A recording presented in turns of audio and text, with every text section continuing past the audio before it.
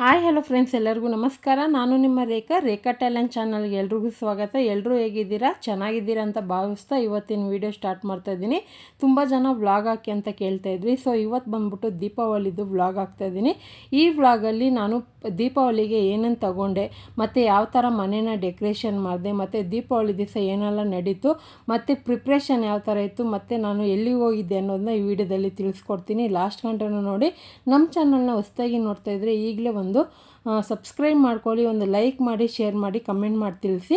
So ಹಬ್ಬದ ದಿವಸನೇ ಕನ್ನಡ ರಾಜ್ಯೋತ್ಸವ ಇರೋದ್ರಿಂದ ಒಂದು ಸೂಪರ್ ಆದಂಥ ಫೆಸ್ಟಿವಲ್ ವ್ಲಾಗ್ ಅಂತಲೇ ಹೇಳ್ಬೋದು. ನನಗಂತೂ ತುಂಬ ಇಷ್ಟವಾದಂಥ ಹಬ್ಬ ಅಂದರೆ ದೀಪಾವಳಿ.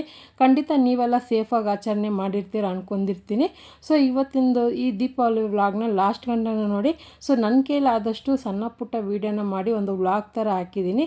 ಖಂಡಿತ ಈ ವಿಡಿಯೋ ನಿಮಗೆಲ್ಲ ಇಷ್ಟ ಆಗ್ಬೋದು.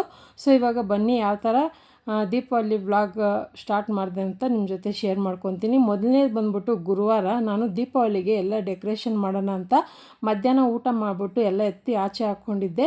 ಇವಾಗ ನೋಡ್ತಾ ಇರ್ಬೋದು ಎಷ್ಟು ಜೋರಾದ ಮಳೆ ಬರ್ತಾಯಿದೆ. ಆ ಮಳೆನಲ್ಲೇ ಕೂತ್ಕೊಂಡು ದೀಪಾವಳಿ ಡೆಕೋರೇಷನ್ ಮಾಡಿದೆ.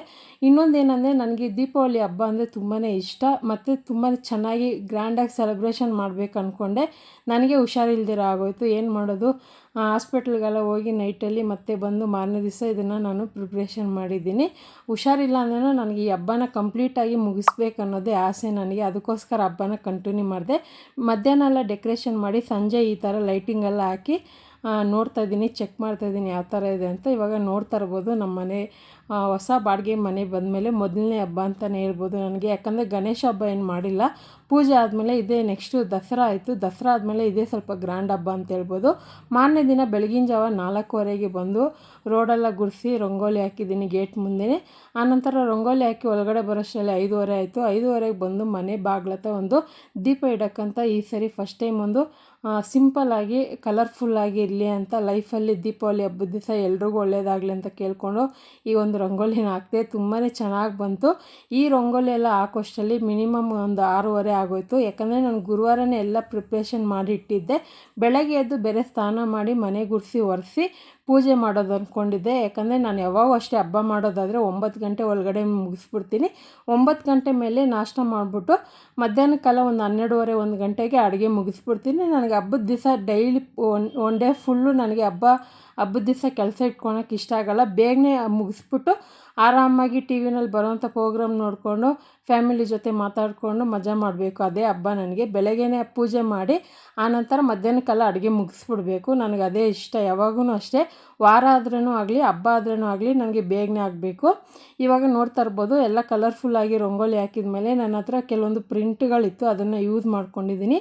ಹಾಗೆ ಹೊಸ್ಲಿಗೆ ಅರಿಶಿನ ಕುಂಕುಮ ಎಲ್ಲ ನೈಟೇ ಇಟ್ಬಿಟ್ಟಿದ್ದೆ. ನೈಟೇ ಇಟ್ಟು ಈ ಥರ ಕೆಮ್ಮಣ್ಣಲ್ಲಿ ಈ ಥರ ಹಚ್ಬಿಟ್ಟು ಆ ಥರ ಪ್ರಿಂಟ್ದು ಇತ್ತಲ್ಲ ಶೀಟ್, ಅದರಲ್ಲೇ ರಂಗೋಲಿ ಹಾಕಿದೆ. ಆನಂತರ ಇದು ಬಂದ್ಬಿಟ್ಟು ಗಾರ್ಡನಿಂಗ್ದು ವೀಡಿಯೋ ಸಪ್ರೇಟಾಗಿ ಹಾಕ್ತೀನಿ. ನಾನು ಯಾವ ಥರ ಗಾರ್ಡನಿಂಗ್ ಡೆಕೋರೇಷನ್ ಮಾಡಿದ್ದೀನಿ ಅಂತ ಅದು ಕೂಡ ಒಂದು ವೀಡಿಯೋ ಬರುತ್ತೆ. ಆನಂತರ ಬೆಳಗಿನ ಜಾವ ಆದಮೇಲೆ ಇವಾಗ ನೋಡ್ತಾ ಇರ್ಬೋದು ನಾನು ಗುರುವಾರ ನೈಟೇ ಹೊಸದು ದಿವಾನ್ ಸೆಟ್ಟು ಮತ್ತು ಸೋಫಾ ಕವರೆಲ್ಲ ತೊಗೊಂಡಿದ್ನಲ್ಲ ಆನ್ಲೈನಲ್ಲಿ, ಅದನ್ನು ಇವಾಗ ಹಾಕಿದ್ದೀನಿ. ಇವಾಗ ನೋಡ್ತಾ ಇರ್ಬೋದು ಎಷ್ಟು ಚೆನ್ನಾಗಿದೆ ಅಂತ. ಯೆಲ್ಲೋ ಕಲರು ಮತ್ತು ಮಸ್ಟರ್ಡ್ ಕಲರು ಇದರಲ್ಲಿ ನಾನು ಯೂಸ್ ಮಾಡಿದ್ದೀನಿ.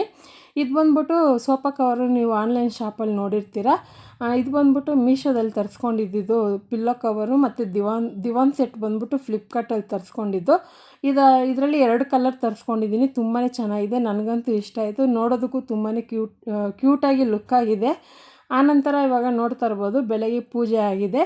ಸೊ ಪೂಜೆ ಒಂದು 1/2 ಅವರ್ಗೆ ಮುಗಿಸ್ಬಿಡ್ತೀನಿ. ನಮಗೆ ಹಬ್ಬ ಇದೆ, ಗ್ರ್ಯಾಂಡ್ ಹಬ್ಬ ಅಂದರೆ ದೀಪಾವಳಿ. ನಮಗೆ ನೋಮ್ದಾರ ಅಂತಾರಲ್ವ, ಕಜ್ಜಾಯ ಎಲ್ಲ ಮಾಡಿ ಹೊಸ ಮರ ತಂದು ಗೌರಿ ಸಾಮಾನೆಲ್ಲ ಇಟ್ಟು ಲಕ್ಷ್ಮೀ ಪೂಜೆ ಮಾಡೋವಂಥ ಹಬ್ಬ ಇದೆ. ಆದರೆ ನಮಗೆ ಬರೋದಿಲ್ಲ, ಮಾಡೋದಿಲ್ಲ. ನಮ್ಮ ಫ್ಯಾಮಿಲಿಯಲ್ಲಿ ಎಲ್ಲರೂ ಮಾಡ್ತಾರೆ, ನಾವು ಮಾಡೋದಿಲ್ಲ ಅಷ್ಟೇ.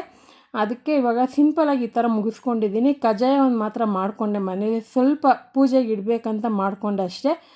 ಇವಾಗ ನೋಡ್ತಾ ಇರ್ಬೋದು ಪೂಜೆ ಎಲ್ಲ ಮುಗಿಯೋಷ್ಟು 9 ಗಂಟೆ ಆಗಿತ್ತು. 9 ಗಂಟೆಗೆ ಸ್ವಲ್ಪ ಟಿಫನ್ ಮಾಡಿ ಶಾವಿಗೆ ಉಪ್ಪಿಟ್ಟು ಮಾಡಿದ್ದೆ. ತಿಂದ್ಬಿಟ್ಟು ಹುಷಾರಿಲ್ಲ, ಸುಸ್ತಾಗಬಾರ್ದು ಅಂದ್ಬಿಟ್ಟೆ ನಾನು ಟಿಫನ್ ಮಾಡಿದೆ. ಯಾವಾಗೂ ಟಿಫನ್ ಮಾಡಲ್ಲ, ಎಲ್ಲ ಅಡುಗೆ ಮಾಡಿ ಮಧ್ಯಾಹ್ನ ಒಟ್ಟಿಗೆ ಊಟ ಮಾಡ್ತಾಯಿದ್ದಿದ್ದು. ಯಾಕಂದರೆ ಟ್ಯಾಬ್ಲೆಟ್ ಎಲ್ಲ ತೊಗೋಬೇಕು, ಒಂದು 3-4 ಟ್ಯಾಬ್ಲೆಟ್ ಒಟ್ಟಿಗೆ ಕೊಟ್ಬಿಟ್ಟಿದ್ರು. ನೈಟೇ ಹೋಗಿದ್ದೆ ಹಾಸ್ಪಿಟ್ಲಿಗೆ, ಅದಕ್ಕೋಸ್ಕರನೇ ಹೇಳ್ತಾಯಿದ್ದೀನಿ. ಆನಂತರ ಹಬ್ಬಕ್ಕೆ ಬಂದ್ಬಿಟ್ಟು ಅನ್ನ, ತರಕಾರಿ ಸಾಂಬಾರು, ರಸಮ್ ಮತ್ತು ಎಲ್ಲರ ಫೇವ್ರೆಟ್ ಹೆಸರುಬೇಳೆ ಕೋಸಂಬರಿ, ಹಪ್ಪಳ ಮತ್ತು ಹೋಳ್ಗೆನೂ ಮಾಡಿದ್ದೆ. ಆ ಹೋಳ್ಗೆಗೆ ಪಾನಕನೂ ಮಾಡಿದ್ದೆ ಮತ್ತು ಎಲೆಕೋಸು ಕ್ಯಾರೆಟ್ ಹಾಕಿ ಪಲ್ಯ ಮಾಡಿದ್ದೆ. ನನ್ನ ಫೇವ್ರೆಟ್ ಮಜ್ಜಿಗೆ ಸಾರು ಇನ್ಸ್ಟೆಂಟಾಗಿ ಸೌತೆಕಾಯಿ ಹಾಕಿ ಮಾಡಿದ್ದೆ. ಸೊ ಈ ಎಲ್ಲ ರೆಸಿಪಿನೂ ನಾನು ರೇಖಾ ಅಡುಗೆ ಚಾನಲಲ್ಲಿ ಹಾಕಿದ್ದೀನಿ. ನೀವೇನಾದರೂ ನೋಡಿಲ್ಲ ಅಂದರೆ ಒಂದ್ಸರಿ ಚೆಕ್ ಮಾಡಿ.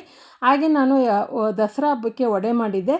ಈ ಸರಿ ಉದ್ದಿನ ವಡೆ ಮಾಡೋಣ ಅಂದ್ಕೊಂಡೆ. ಸೊ ಅದಕ್ಕೆ ಟೈಮ್ ಇಲ್ಲ, ಬೇಡ ಅಂದ್ಬಿಟ್ಟು ಮೆಣಸಿನ್ಕಾಯಿ ಬಜ್ಜಿ ಹಾಕ್ಕೊಂಡಿದ್ದೀನಿ. ಈ ಥರ ಒಂದು ಸಿಂಪಲ್ಲಾಗಿ ಹಬ್ಬದ ದಿವಸ ಅಡುಗೆ ಮಾಡಿದೆ.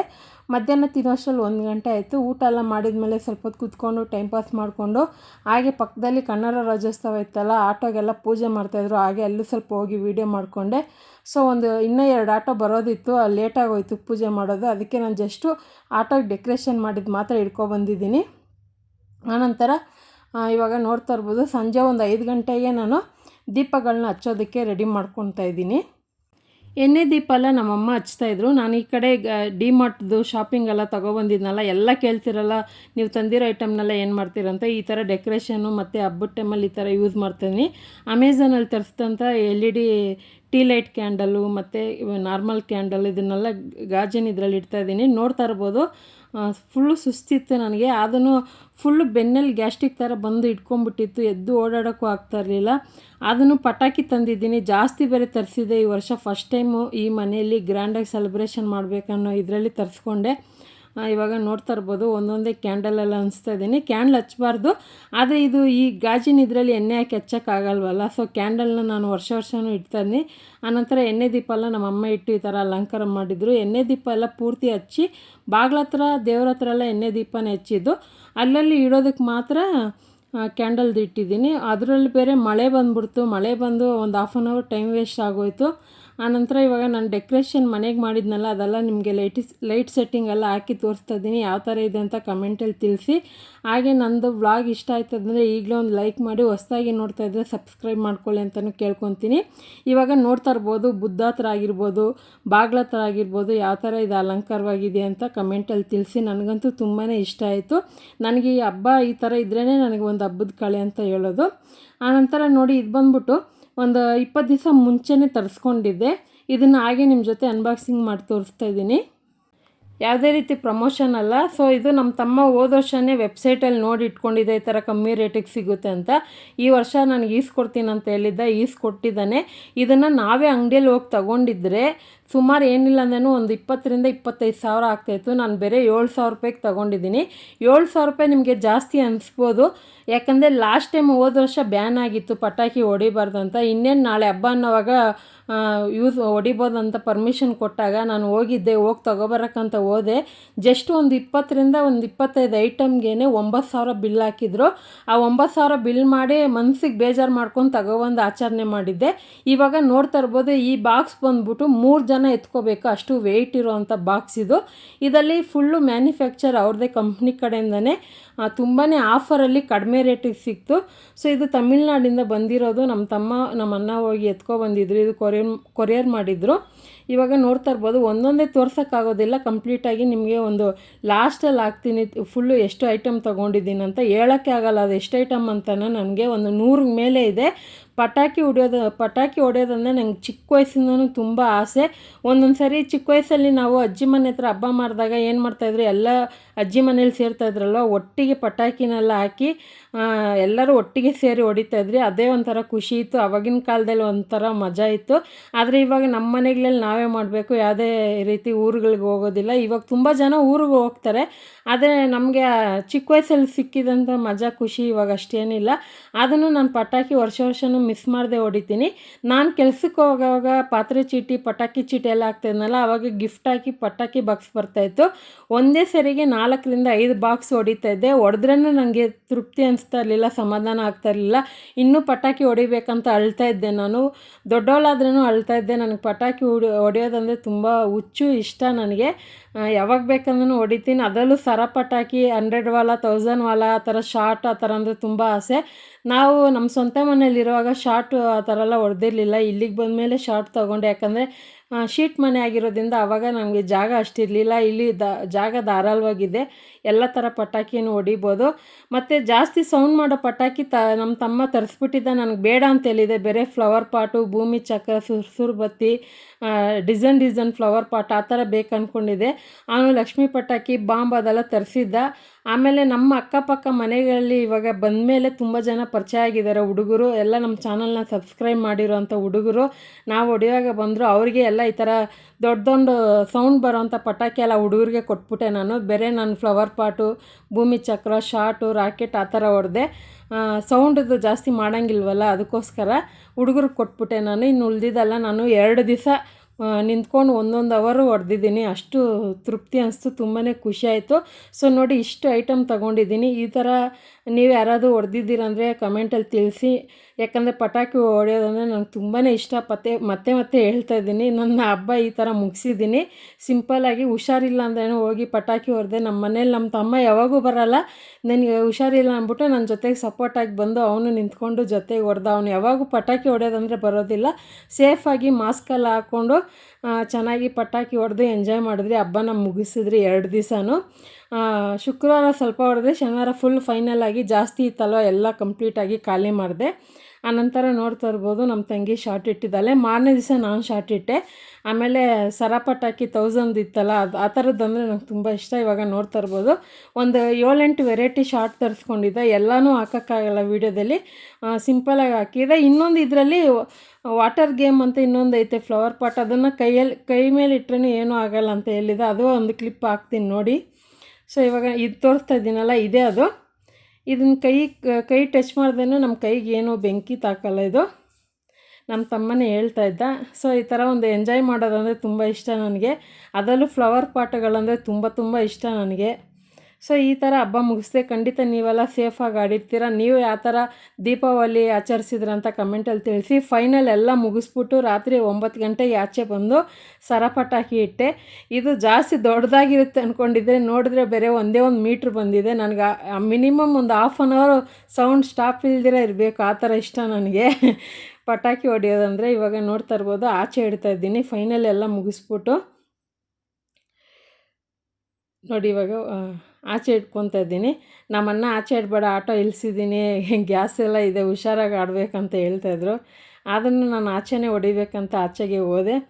ಆಮೇಲೆ ಯಾವಾಗೂ ಅಷ್ಟೇ ಹಬ್ಬದಲ್ಲಿ ಸೇಫಾಗಿ ಆಡಿ. ಪಟಾಕಿ ಹೊಡೆಯೋದಂದರೆ ಎಲ್ರಿಗೂ ಇಷ್ಟ. ವರ್ಷಕ್ಕೊಂದು ಸರಿ ಆಡೋದ್ರಿಂದ ಏನೂ ತಪ್ಪಿಲ್ಲ.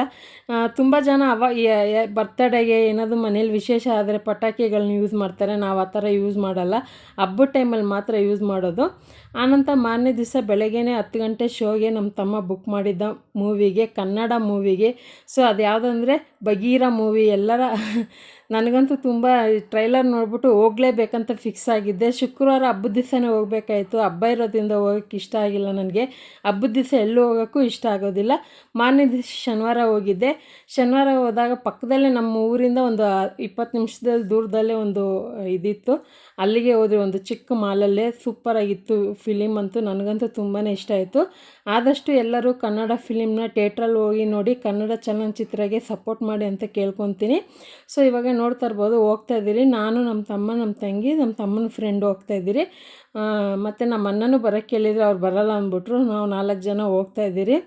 ಫಿಲಿಮ್ ಅಂತೂ ಸೂಪರಾಗಿದೆ. ನನಗಂತೂ ತುಂಬಾ ಇಷ್ಟ ಆಯಿತು. ಫ್ಯಾಮಿಲಿ ಎಲ್ಲ ಕುತ್ಕೊತ ನೋಡೋ ಅನಿಸುತ್ತೆ ಫಿಲಿಮೇ. ಅದರಲ್ಲೂ ನನಗೆ ಆ್ಯಕ್ಷನ್ ಮೂವಿ ಅಂದರೆ ತುಂಬ ಇಷ್ಟ. ಸಸ್ಪೆನ್ಸು ಮತ್ತು ಆ್ಯಕ್ಷನ್ ಎಲ್ಲ ಇದ್ದರೆ ನನಗೆ ತುಂಬ ಇಷ್ಟ. ಈ ಫಿಲಿಮ್ನ ಇನ್ನೂ ಒಂದು ಸರಿ ಕರ್ಕೊಂಡೋಗಿ ತೋರಿಸು ಅಂತ ಕೇಳಿದ್ದೀನಿ ನಮ್ಮ ತಮ್ಮನ. ಟೈಮ್ ಇದ್ದರೆ ಯಾವಾಗಾದರೂ ಹೋಗ್ಬೇಕು ಮತ್ತೆ ಇದೇ ತಿಂಗಳಲ್ಲಿ. ನೋಡ್ತಾ ಇರ್ಬೋದು, ಪುನೀತ್ ರಾಜ್ಕುಮಾರ್ದು ಮತ್ತು ಯಶ್ ಅವ್ರದ್ದೊಂದು ಪಿಕ್ಚರ್ ಹಾಕಿ ಫೋಟೋ ಶೂಟ್ ಥರ ಮಾಡಿಟ್ಟಿದ್ರು. ಅಲ್ಲಿ ಯಾರು ಬೇಕಾದ್ರೂ ಹೋಗಿ ಫೋಟೋ ಇಟ್ಕೊಳಕ್ಕೆ. ಕನ್ನಡ ರಾಜ್ಯೋತ್ಸವ ಆಗಿರೋದ್ರಿಂದ ಎಲ್ಲೋ ಕಲರ್, ರೆಡ್ ಕಲರ್ ಇದರಲ್ಲಿ ಮಾಡಿದ್ರು, ಫೋಟೋಗಳೆಲ್ಲ ಹಾಕಿದ್ರು. ಮತ್ತು ಇದು ಥಿಯೇಟ್ರ್ ಬಂದ್ಬಿಟ್ಟು ಸ್ವಲ್ಪ ಚಿಕ್ಕದು. ವೀಡಿಯೋ ಕ್ವಾಲಿಟಿ ಮಾತ್ರ ಸೂಪರಾಗಿತ್ತು. ನನಗಂತೂ ಏನೋ LED ಸ್ಕ್ರೀನಲ್ಲೇ ನೋಡೋ ಥರ ಫೀಲ್ ಆಯ್ತು, ಅಷ್ಟು ಚೆನ್ನಾಗಿತ್ತು. bagheera ಫಿಲಿಮ್ ಅಂತೂ ಸೂಪರಾಗಿದೆ. ಖಂಡಿತ ಎಲ್ಲ ಹೋಗಿ ನೋಡಿ, ಕನ್ನಡ ಫಿಲಿಮ್ಗೆ ಸಪೋರ್ಟ್ ಮಾಡಿ ಅಂತ ಕೇಳಿಕೊಂಡು ಇವತ್ತಿನ ದೀಪಾವಳಿದು ವ್ಲಾಗ್ನ ಮುಗಿಸ್ತಾ ಇದ್ದೀನಿ. ಗುರುವಾರ, ಶುಕ್ರವಾರ, ಶನಿವಾರ 3 ದಿವಸ ಈ ಥರ ಇತ್ತು.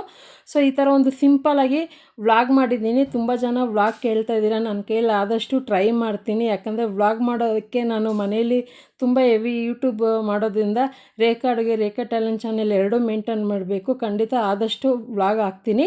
ಈ ವಿಡಿಯೋ ನಿಮಗೆ ಇವತ್ತಿಂದು ಇಷ್ಟ ಆಗಿದೆ ಒಂದು ಲೈಕ್ ಮಾಡಿ, ಶೇರ್ ಮಾಡಿ, ಸಬ್ಸ್ಕ್ರೈಬ್ ಮಾಡ್ಕೊಳ್ಳಿ. Thank you for watching. Bye.